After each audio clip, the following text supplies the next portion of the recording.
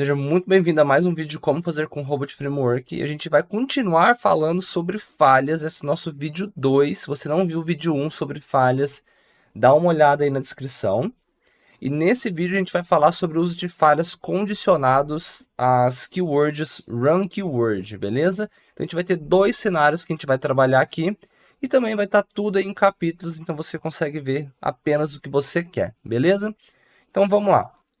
Eu vou comentar essas duas aqui primeiro. E qual que a gente vai utilizar? A gente vai utilizar o run keyword e continue on failure, beleza? Essa keyword é uma keyword que está na built-in, tá? Então a gente tem aqui o run keyword e continue on failure. E depois a gente tem o continue on warning, que é esse que a gente vai ver depois, beleza? Então, como que funciona isso daqui? O run keyword é basicamente uma keyword que executa outras keywords. Só que essa keyword aqui, ela meio que já tem um condicional intrínseco dentro da construção dela, beleza? Então, é uma keyword que ela vai continuar mesmo se falhar. Então, como funciona isso? Aconteceu uma falha por qualquer motivo, e mesmo assim ela vai continuar a execução do teste, ela vai dar falha só depois, beleza?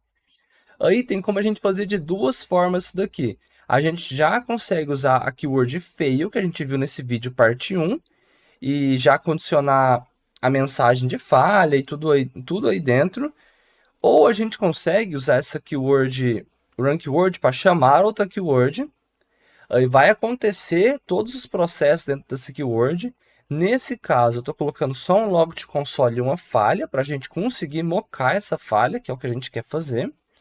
Mas poderia ser qualquer coisa. Poderia ser um cadastro de cliente, poderia ser um login, poderia ser um delete de usuário, poderia ser qualquer coisa. A questão da gente fazer isso aqui é só para a gente falar assim, ó, independente se falhar, eu quero que continue e vai até o final. É só isso que essa keyword está mostrando para a gente.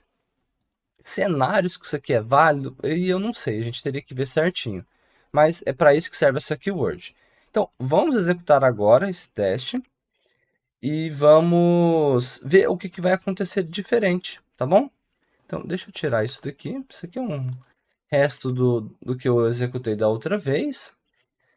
Então, vamos executar aqui. O que vai acontecer? Os dois testes vão falhar, né? Beleza, era para falhar mesmo. A questão aqui é que um mostrou o início, né? Ele mostrou o início aqui porque ele executou essa keyword. Beleza? E o outro mostrou só o falhou. Mas vamos ver o nosso log porque fica um pouco mais fácil.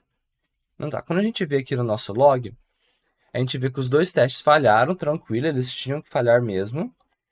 Só que aqui ele pegou e executou a keyword fail, falhou, e pegou e executou o log keyword, né? Nesse outro aqui, ele entra nessa keyword, faz todo o processo dela, falha dentro dela, e depois pega e executa a outra keyword. Então, acaba que é a mesma execução, a mesma coisa, só que um eu já fiz a falha utilizando fail e outro eu utilizei a chamada de outra keyword. Só para mostrar para vocês que isso aí dá para fazer de ambas as formas, tá? Eu posso falhar direto aqui, né, forçando essa falha, ou eu posso pegar e chamar uma outra keyword, que é um cenário um pouco mais real, né, do que a gente faria. Beleza? Agora vamos ver a segunda execução. A segunda execução é com o warn. E o warn é a mesma coisa, tá? Eu posso fazer a falha aqui, ou eu posso chamar uma outra keyword. A diferença é que ele vai pegar e vai gerar um warn, né? Uma mensagem de atenção. Ó, falhou aqui. E o log vai ficar um pouquinho diferente. Então a gente vai pegar e ver isso daí. Então vamos executar novamente. E executando, a primeira coisa que a gente consegue ver é que não falhou, tá? Mesmo ele falhando, ele não falhou. E a segunda coisa é o warn que eu falei. Então, ó, execution keyword fail, mas o teste passou. Então, vamos ver como que isso acontece aqui no nosso log, tá? Então, os testes dão como sucesso, tá? É como se ele tivesse passado mesmo.